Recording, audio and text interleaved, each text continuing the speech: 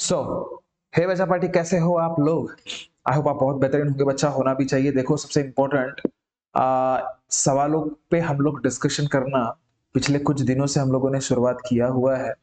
तो I hope वो सारे के सारे चीजों को आप लिख रहे होंगे, बेहतरीन तरीके से नोट्स बना रहे होंगे और कहीं ना कहीं उसका यूज अपने जो भी एग्जाम्पल्स आपको दिख रहे हैं नवोदय के एग्जाम्स के ओरिएंटेड, उसमें आप यूज जरूर कर रहे होंगे। तो चलो, वेलकम करना चाहूंगा आप सभी तमाम बच्चों का मेरे इस यूट्यूब के परिवार में, और शुरुआत करना चाहेंगे आज का सबसे पहला एग्जाम्पल। तो देखो बच्चा, पहला एग्जाम्पल आपके सामने है। अ perimeter of a square end equilateral triangle is the same if the length of the diagonal of a square is 12 root 2 centimeter, then what will be the area of the triangle? एक चौकोन आणि समभुज त्रिकोणाची परिमिती हे समान आहे। वा, समान असून जर चौकोनाच्या कर्णाची बाजू 12√2 सेंटीमीटर असेल तर त्रिकोणाचे क्षेत्रफळ किती? असा साधा सोपा सरळ प्रश्न आहे रे बाळा। समजत आहे मी काय म्हणतोय? सांगण्यामागचा माझा उद्देश तुम्हाला हे आहे की बघा, प्रश्न एक एक सेंटेन्स मध्ये, एक एक लाईन मध्ये काहीतरी तो सांगण्याचा प्रयत्न करतोय की चौकोन आणि समभुज त्रिकोण। आता चौकोन काय? स्क्वेअर रे बाळा। स्क्वेअर म्हणजे काय? ज्याचे चारही बाजू समान असतात असा स्क्वेअर। आणि त्रिकोण, त्रिकोण म्हणजे काय? तो पण समभुज त्रिकोण ज्याचे तीनही बाजू समान असतात। यांच्या दोघांची परिमिती हे समान आहे म्हणते। बोंबल परिमिती, या दोघांची परिमिती काय आहे? बिलकुल समान आहे। ठीक आहे, हे इथं लिहून ठेवून देतो नोट मी। Perimeter of square is equals to perimeter of triangle. समजलं? हा एक मेन रूट कॉज आहे। ओके, आता त्यामध्ये अजून त्यामध्ये काय म्हणतोय तो, जर चौकोनाच्या कर्णाची बाजू, आता चौकोन म्हणजे कर्ण म्हणजे काय? एका कोणत्यापासून त्याच्या विरुद्ध कोणत्याला जोडणारी जी कुठली पण लाईन असते त्याला आपण काय म्हणतो? डायगोनल म्हणतो इंग्लिश मध्ये, मराठीमध्ये कर्ण असे म्हणतो। ठीक आहे, ह्या सगळ्या गोष्टी केल्या आहेत रे आपण क्लासमध्ये, है ना? है ना? तो हा कर्ण, कर्णाची बाजू म्हणजे कर्ण तुम्हाला दिलेला आहे ऑलरेडी किती? तर 12√2 सेंटीमीटर। आता यामध्ये मी तुम्हाला एक नोट लिहून दिलं होतं, तुम्हाला आठवत असेल क्लासमध्ये, की कधी पण हा जो डायगोनल असते ज्याला आपण कर्ण म्हणतो, कर्णाची म्हणजे कर्ण कधी पण काय असतोय? कर्ण, तर लक्षात ठेवायचं बाळांनो, कर्ण हा कधी पण वर्गमूळ 2 इंटू बाजू असते। काय असते? बाजू, किंवा बाजू वर्गमूळ 2 असते। काय असते? बाजू वर्गमूळ 2। हा लक्षातच ठेवायचा। कुणाचा? कुणाचा? तर वर्गाचा, म्हणजे काय? स्क्वेअरचा, चौकोनचा। म्हणजे जर अगर सपोज मी तुम्हाला सांगेल की हा एक सपोज चौकोन आहे, उदाहरणाच्या रिगार्डिंग सांगतोय, आणि इथे बघा अगर सपोज 5√2 असेल तर याची बाजू किती आहे? तर याची बाजू काय म्हणायचं डायरेक्ट, म्हणजे साइड किती आहे म्हणायचा? √2 च्या समोरची असणारी संख्या ही त्याची बाजू असते, म्हणजे काय? 5 आहे। समजलं? जर मी म्हटलं तुम्हाला की बाळा हा एक चौकोन आहे स्क्वेअर, त्याचं जे पेरीमीटर आहे ना, तो पेरीमीटर आहे बळा याचं किती? तर 10√2। हे बाजू किती आहे? तर बाजू किती राहणार बाळा? तर साइड इक्वल्स टू काय? साइड इक्वल्स टू काय? तर कधी पण लक्षात ठेवायचं, जे कुठली पण √2 च्या समोरची संख्या असते तीच राहणार। समजलं? कारण की डायगोनल कधी पण काय असते? बाजू वर्गमूळ 2। ते वर्गमूळच्या 2 समोर जे असतो तो कधी पण साइड सांगत असते, हे गोष्ट लक्षात ठेवा बाळा। ओके, तर आता बघा इथे सगळ्यात महत्वाची गोष्ट, तर यावरून तुम्हाला इथे बाजू मिळणार की नाही मिळणार ते सांगा। तर इथे जर कर्ण तुमचा 12√2 आहे, मग बाजू किती आहे? बाजू किती आहे रे? वर्गमूळच्या 2 म्हणजे समोरची 12 सेंटीमीटर। काय आहे? 12 सेंटीमीटर। बस। तर यावरून विचारत आहे की त्रिकोणाचे क्षेत्रफळ किती? आता त्रिकोणाचा क्षेत्रफळ काढायसाठी ते पण खासकर बाजू माहिती राहायला पाहिजे। आणि याचा मला वाटते मी तुम्हाला त्रिकोणाच्या क्षेत्रफळचा, समभुज त्रिकोणाचा फॉर्म्युला पण मी तुम्हाला सांगितलेला आहे, ते सांगतोय आता। पण त्याआधी याचा कुठे ना कुठे उपयोग कसा आहे ते बघा। तर बघा, पेरीमीटर ऑफ ट्रायंगल म्हणा किंवा पेरीमीटर ऑफ स्क्वेअर, हे दोन्ही इक्वल आहेत या संदर्भात। तर पेरीमीटर ऑफ स्क्वेअर म्हणजे काय असते? आयतची परिमिती काय असते? 4 गुणिला बाजू। म्हणजे आता हा पेरिमीटर ऑफ काय, तर ट्रायंगल. आता पेरिमीटर ऑफ ट्रायंगल म्हणजे काय, तर सम ऑफ ऑल साइड असतं. कुठल्याही त्रिकोणाची परिमिती हे त्याच्या प्रत्येक बाजूंची बेरीज असते बळा, हे लक्षात घ्या. ठीक आहे, बघ बळा, पेरिमीटर आता बघा 4 इंटू बाजू, बाजू किती आलाय बळा याच्या, 12 सेंटीमीटर, 4 इंटू 12. आणि पेरिमीटर ऑफ ट्रायंगल म्हणजे काय, परिमिती, त्रिकोणाची परिमिती हे काय असते बळा, ते पण खासकर ज्या त्रिकोणाचे तीनही बाजू समान असतात ना, तर बघा प्रत्येक बाजू प्लस बाजू प्लस बाजू 3 बाजू, म्हणजे 3 इंटू साइड, हे लक्षात ठेवायचं. कारण की प्रत्येक बाजूंची बेरीज ना रे, याची बाजू प्लस हे ही यांची बेरीज करूया आपण. आता बाजू तर आहे नाही आपल्याकडे. आता तुम्ही म्हणाल हेच बाजू लिहू का सर, नाही बाळा, ते स्क्वेअरची झाली, याची नाही झाली. आता ते काढू आपण. तर आता मला सांगा, 3 गुणाकारामध्ये आहे, तिकडे जाणार तर काय होणार, 4 गुणिला 12 भागीला 3, 3 6 आणि 4 इंटू 4 म्हणजे काय, तर 16. 4 इंटू 4 म्हणजे काय, 16 सेंटीमीटर. कशाचे मिळाले तुम्हाला, ट्रायंगलचा. त्यांनी काय विचारलं, हा विचारलं का, नाही बघा 16 पण राहते, तुमच्या डोकसा खराब करायसाठी ते लोक तसे पण देतात. ठीक आहे, पण आपण तसा हा हा हा हा 2-2 ठिकाणी आहे का रे, 2-2 ठिकाणी आहे. अच्छा, हा सेंटीमीटर देऊन देतो, हा सेंटीमीटरचा स्क्वेअर देतो, हा सेंटीमीटरचा स्क्वेअर आणि हा सेंटीमीटर स्क्वेअर घ्या. ठीक आहे, पण हा उत्तर नाही आहे बाळा. तुमचं मेन उत्तर काय आहे, तर बघा त्यांनी असं विचारलं की त्रिकोणाचे क्षेत्रफळ सांगा. तर मला सांग रे बाळा, त्रिकोणाच्या क्षेत्रफळ जनरली आपल्याला काय माहित आहे, 1/2 इंटू बेस इंटू हाईट असते. पण हा त्रिकोण जरा वेगळा आहे ना. हा कोणता त्रिकोण आहे, समभुज त्रिकोण. तर बघा, समभुज त्रिकोणाचा हा पाठच ठेवायचा, समभुज त्रिकोणाच्या क्षेत्रफळ म्हणजे area of equilateral is always √3/4 into साइडचा स्क्वेअर. हा लक्षातच ठेवायचा, √3/4 साइड स्क्वेअर. ठीक आहे, आता मला सांग, √3/4 तसंच ठेवतो. आपलं साइड याची किती आली होती सांग बरं, 16 आलती ना, 16 आलती की नाही आलती. ठीक आहे, तर आता √3/4 इंटू साइड जो दिसतोय आपल्याला, बहुत मोटी आत्मा आलती रे, माफ करना बच्चा, ये शायद थोड़ा सा आत्मा आने की वजह से पता नहीं अपने आप गायब हो गया था. एनीवे जो भी है, हम लोग कहां तक पहुंचे थे आपको पता ही है की भाई त्रिकोणाचं काय काढत होतं रे आपण, त्रिकोणाचं क्षेत्रफळ, बरोबर आहे. त्रिकोणाचं क्षेत्रफळ काढत होतो, ते पण खासकर समभुज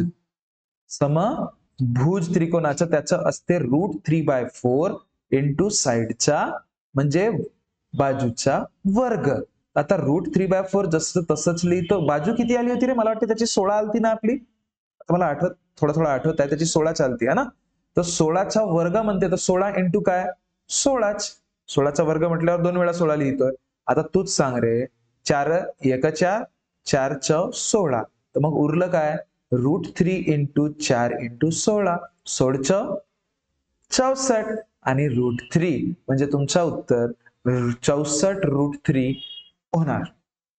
64√3 होणार. हा सेंटीमीटर होता, हा सेंटीमीटरचा वर्ग होता, हा सेंटीमीटरचा वर्ग होता, हा सेंटीमीटरचा वर्ग. कधी पण एरिया हा कधी पण लक्षात ठेवायचा काय असते, काय असते, स्क्वेअरच्या फॉर्मॅट असते बाळा. ठीक आहे, नेक्स्ट प्रश्न बघूया. बघा, व्यवस्थित लिहून टाकाल त्याला, थोडस आत्मा आली होती. How many bottles of 500 millilitre can be filled with 2.5 cubic metre म्हणते. क्युबिक मीटर ऑइलच्या याच्यानी किती किती तेल त्यामध्ये भरलं जाणार. ठीक आहे, म्हणजे 500 मिलीलीटरच्या बॉटल्स 2.5 मीटर क्यूब तेलापासून किती भरण्यात येणार, हा प्रश्न आहे.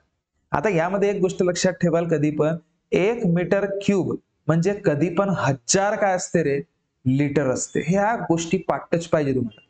1 मीटर क्यूब म्हणजे 1000 लिटर आणि 1000 सेंटीमीटरचा क्यूब म्हणजे 1 लिटर. ठीक आहे, कधी पण लक्षात ठेवा, डायरेक्ट सांगायला बरं होते. ठीक आहे, कधी कधी या संदर्भात प्रश्न विचारला जाते है ना. ते 1 मीटर क्यूब म्हणजे 1000 लिटर इतकं माहित आहे. तर बाळा 1 मीटर क्यूब म्हणजे 1000 लिटर, तर 2.5 मीटर क्यूब म्हणजे किती लिटर होणार, अरे 1 मीटर क्यूब म्हणजे 1000 लिटर, तर 2.5 मीटर क्यूबला 2.5 आहे की 25 आहे रे, 2.5 इंटू सीधा सीधा 1000 करावं लागेल. आता आता पाय 2500 तुझं म्हणणं बरोबर आहे.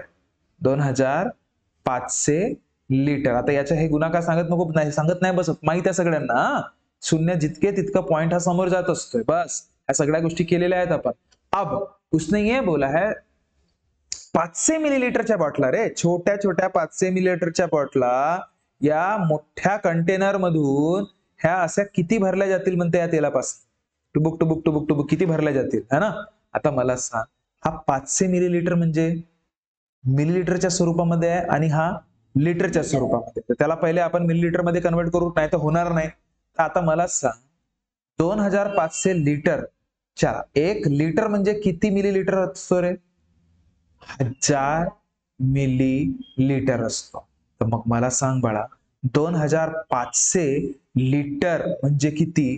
2 आता बऱ्या पाव सीधा सीधा त्याच्या समोर 3 शून्य लावा रे बोंबला. कारण की बघा 1 10 100 1000 10,000 लाख 25 लाख मिलीलीटर होणार, बरोबर आहे. आता 25 लाख मिलीलीटर तेलापासून 500 मिलीलीटर तेल भरण्यात येणाऱ्या बॉटल किती भरल्या जातील. आता हा किती वाला जेव्हा प्रश्न असतोय तेव्हा नेहमी लक्षात ठेवतो आपण काय, की मोठू डिवायडेड बाय छोटू. तर मोठू कोणता, कोणापासून भरण्यात जात आहे, याच्यापासूनच ना. तर 2 5 1 2 3 4 5 डिवायडेड बाय छोटू किती आहे रे? 500 मिलीलीटर. बघ मिलीलीटर हा पण झालं, म्हणून काटापिटा होता. ठीक आहे. तर आता बघ टकल्या टकल्या गेला, टकल्या टकल्या गेला. 5 1 जा 5 5 जा ते 3 शून्य म्हणजे किती बॉटल भरल्या जातील बाळांनो? 5000 बॉटल. बघा प्रश्नांचे स्वरूप कुठे ना कुठे खूप बदलत आहेत. व्यवस्थित पद्धतीने याची सगळी मांडणी शिका. व्यवस्थित पद्धतीने ह्या जे युनिट असतात त्याला माहिती ठेवा. आपोआप तुम्हाला सगळ्या गोष्टी इझी होणार. ओके, नेक्स्ट प्रश्नाकडे जाऊया. बघा काय म्हणतोय की a bank appoint a daily wages earner for 42 days. He took charge in the bank on April 10th, on which day his turnover will be completed. अब मुझे एक बात बताओ, एका बँकेमध्ये एक कर्मचारी 42 दिवसाकरिता रुजू करण्यात आला. ठीक आहे, किती दिवसासाठी रे? टोटल एकूण किती दिवस काम करणार आहे तो? एकूण दिवस काम करण्याचे. ठीक आहे, किती आहेत त्याचे? 42. ठीक आहे. त्यांनी त्याच्या कामाची सुरुवात 10 एप्रिल पासून केली. अरे भाऊ, 10 एप्रिल पासून केले म्हणजे 10 दिवस त्यांनी काम तर केलंच ना, बरोबर आहे. असून त्याच्या कार्यकाल कुठल्या दिवसाला संपणार, कुठल्या दिवशी संपणार म्हणते. ठीक आहे. आता मला सांग, एप्रिलच्या त्यांनी 10 तारखेला काम सुरू केलं म्हणजे 10 दिवस त्याचे तसेच गेले. एप्रिल महिन्यामध्ये दिवस किती असतात ते? 30. कशावरून लक्षात आणायचं तर बघा, जानेवारी फेब्रुवारी मार्च एप्रिल. बघा खाली पहाडीच्या खाली उतरल्यावर 30. ठीक आहे. तर एप्रिल हा बाळा 30 दिवसाचा आहे. त्यापैकी त्यांनी किती दिवस काम म्हणजे कामाची सुरुवात केव्हा केलं त्यांनी? 10. सुरुवात केव्हा केलं? कामाची सुरुवात केव्हा केलं बाळा? 10. म्हणजे त्यांनी किती, तो एप्रिल महिन्यामध्ये किती दिवस काम करेल असं वाटतंय? 20. बस, म्हणजे तो आता फक्त इथं 20 दिवस काम करणार आहे एप्रिल महिन्यामध्ये. मान्य करते, कारण संपून जाणार एप्रिल महिना आत. पण तरी त्याला 42 म्हणजे असं विचार कर, त्याला का 20 दिवस काम करणे आहे का बळा? नाही, त्याला 42 दिवस काम करणे आहे टोटल. त्यापैकी 20 दिवस तो एप्रिल महिन्यामध्ये काम करेल.